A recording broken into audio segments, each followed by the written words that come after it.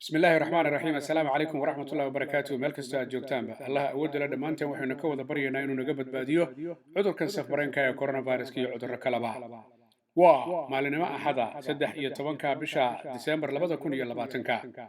cudurka coronavirus waa jira dhinaca kale talaaladii ayaa la ogolaanayaa gaar ahaan wadamadii sida aadka cudur saameynta ugu yeeshay sida wadanka Mareykanka oo kale oo ah dalka koobaad ee xagga soo ridashada iyo waliba xagga dhinaca dhimashada oo la ogolaaday in si degdeg ah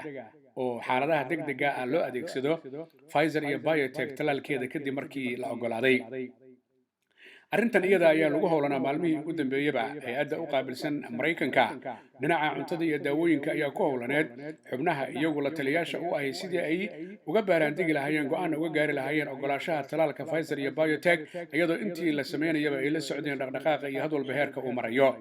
arrintaas ayaa gabagabadii laga dhawaajiyay sabtidii oo la sheegay in la ogolaaday in Pfizer iyo BioNTech talaalkeeda Mareykanka goboladiisa lagu bilaabo xaalado degdeg ah awgeed maadaama cudurku uu si aad saameyn ugu yeeshay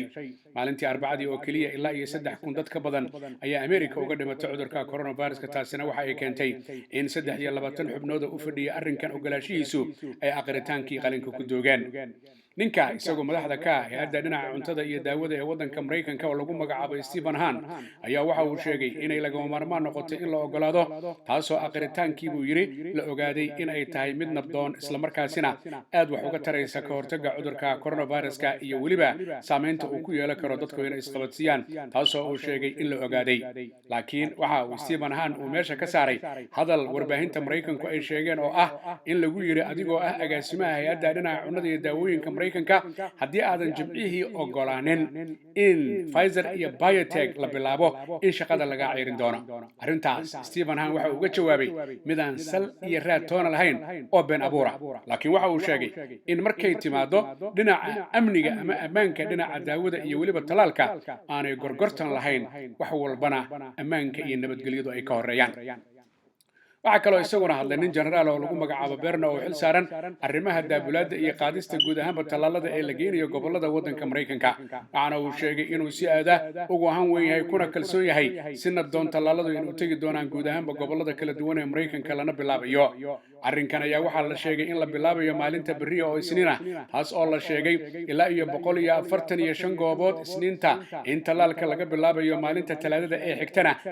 425 goobood maalinta Arbacada 66 goobood oo guud ahaanba ku baahsan gobolada wadanka Mareykanka taasoo la sheegay inay ku filan doonto toddobaadka dhamaadkiisa marka la soo dhameystiro ilaa 3 milyan oo ruux oo la doonayo Ameerikaan xilligaas inay talaalka qabaan dabcan waxa lagu bilaabayaa sida la sheegay dadka waayeelka iyo dadka xaaladahooda aanay qumaneen iyo shaqaalaha caafimaadka taas oo la sheegay kadib in gudiyo loo saaray loo eegayo qaabka iyo sida laakiin maamulayaasha gobolada Mareykanku ay mas'uul ka yihiin qaabkaasi waxa kale oo hadlay xogayaha dhinaca caafimaadka ee Ameerikaanka oo lagu magacaabo Alex Azar waxaana uu yiri qaybtiisa caafimaadku inay la shaqeyn doonto BioNTech iyo waliba Pfizer marka laga hadlayo arrimaha in si baahsan oo buuxda oo ballaaran dadka loo talaalo guud ahaanba Ameerikaanka maadaama cudurku uu saameyn xoog leh ku yeeshay arrintaas ayaa waxaa la arkayay xaaladda dalka Mareykanku inaanay qumaneyn mar haddii dadka cudurku uu ku dhacay ay noqdeen kuwa ay ugu gaaray ilaa iyo 16 milyan tiro ku dhow oo ah dadka cudurku uu soo ritay waa wadanka Mareykanka iyo tirada dhimashada oo la sheegay 296,000 inay kor u dhaaftay wadanka Mareykanka arrimaha kale ee Mareykanku waxa ay yihiin inay noqonayaan kuwa dadaal xoog la muujinaya dadka laftoodana laga rabo inay talaalka isu diyaariyaan horay ayaa Joe Biden madaxweynaha la doortay waxa uu yiri boqolka maalmood ee xafiiska aan fadhiyo ugu horeysa waxaan rajaynayaa 100 milyan oo ruux in la talaalo taasoo markaa macnaheedu uu noqonayo dad fara badan oo Ameerikaan ah oo 3 meelood oo meel ku dhow talaalka inay heli doonaan UK marka la fiiriyo waxay ka mid tahay wadamada sida aadka cudurku uu saameynta ugu yeeshay laakiin adduunyada kale UK waxay uga duwan tahay waa dalkii ugu horeeyay ee bilaabay talaalka Talaadadii la soo dhaafay taasoo haweeneydii ugu horeysay lagu talaala ay ahayd ayeeyo macooy ama abooto lagu magacaabo Margaret Cannon oo 91 jira dhinaca kale waxa la arkay laba qofood oo xagga allergiga ah xagga UK laakiin markiiba la joojiyay oo la yiri dadka koosiga ama allergiga kuwa xagga cunooyinka iyo daawooyinka iyo talaalada inaan la talaali doonin arrintaas iyada ah ayaa dhinaca kale khubarada dhinaca caafimaadka ee waddanka UK waxa ay sheegeen inay ka dayrinayaan arrinta la sahlay marka laga hadlayo xilliga Christmaska amaba ciidda ay dadku u dabaaldegayaan haweeney professoradka jaamacadda Edinburgh oo lagu magacaabo Linda Bolt ayaa waxa ay tiri dawladdu aad bay ugu khaldanayd markii la yiri hal la fududeeyo arrimaha xanibaadda xilliga Christmaska taasoo ay sheegtay dad badan in isku soo qamaami karaan dhibaato xoog leh ay dhici karto Professor Linda waxa ay tiri waxa dhici karta dad iyagu degan meelo xaaladooda aanay qumaneen ana dhibaatada coronavirus-ku ay ku weynto ay ku badan tahay inay booqdaan meelo caadiya oo dhibaatadu ay ku yar tahay taasina markaas ay keeni karta bay tiri dadku inay cudurka isqabadsiiyaan waxay ahayd bay tiri inaan la isbarbar dhigin dadku inay sarkaan inaan la qaadan fursadda ah in cudurka ay isqabadsiin karaan oo markaa laga fogaado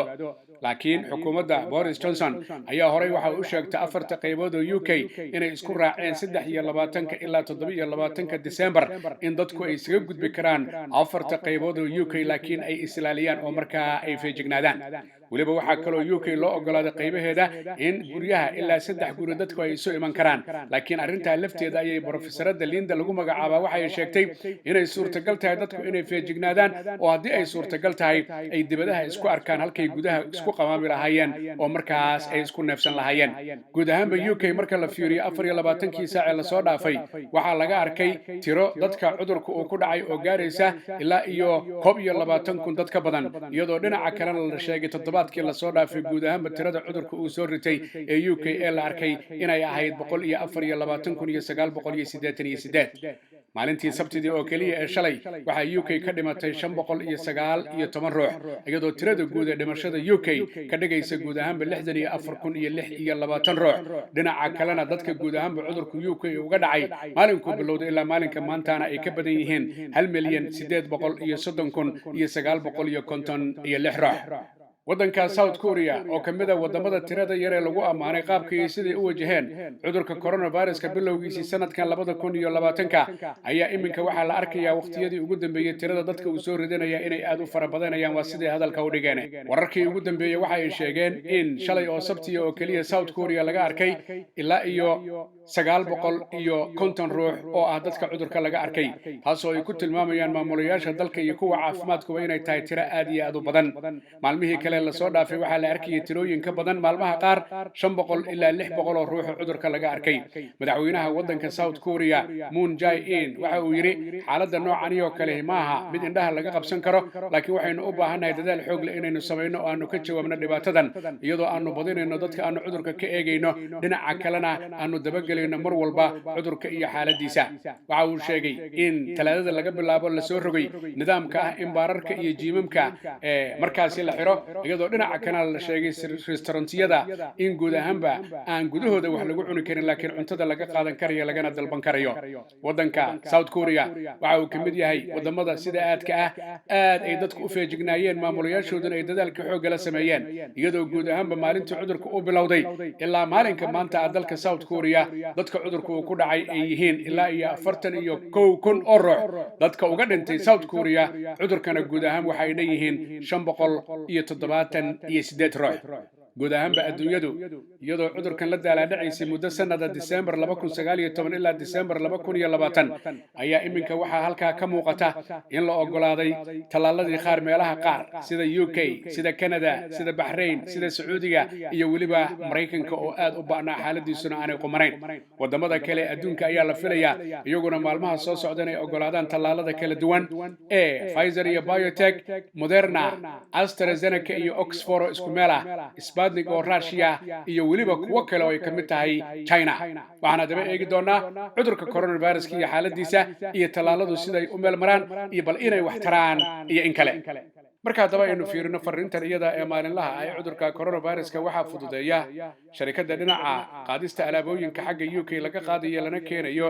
xagga Soomaaliya guud ahaanba la geenayo lagana keenayo waa sharikada lagu magacaabo Parcel Host oo fadhigeedu yahay UK xafiiskeeda weynina uu ku yaalo bariga magaalada London 473 High Road Leighton halkaas oo uu diyaar ku yahay ganacsade Axmar Barqadle iyo waliba iyadoo halkaas laga heli karayo oo kale DHL-ka guud ahaanba adduunyada oo dhan la isaga daabulo alaabooyinka hadda diray sidii hadii lagu keenayo intaba ganacsade axmed barqadle waxaa kaloo uu bulshada u hayaa guud ahaanba taleefanada noocyada kala duwan ee kuwii ugu dambeeyey iyo cunooyinka kala duwan waxaana lagala xiriiri karaa telefoonka eber 7949512877 dadka Soomaaliyeed meel kastoo ay joogaanba dhib iyo dheef waxay la wadaagaan dadweynaha dunida waxaana laga rabaa inay islaaliyaan ay feejignaadaan baryada ay badiyaan nadaafadana ay ku dadaalaan inay dhageystaan awaamirta ka imanaysa maamulayaasha dalalka ay joogaan iyagoo aan iloobi in halku dhigi ahaa walaalle ha ii soo dhowaan yaana kuu soo dhowaan yaana isu soo dhowaan aan kala fogaano baryada aan badina nadaafadana aan ku dadaalno maxamed axmed xaaji cagmadhiga iyo bahda telefishinka caalamiga universal ugu qaabilsan arrimaha ka wacyigelinta bulshada cudurka coronavirus oo idin leh annagoo kariimkeena kaashanayna kaalinteena aan ka qaadano ka hortagga coronavirus ma sha Allah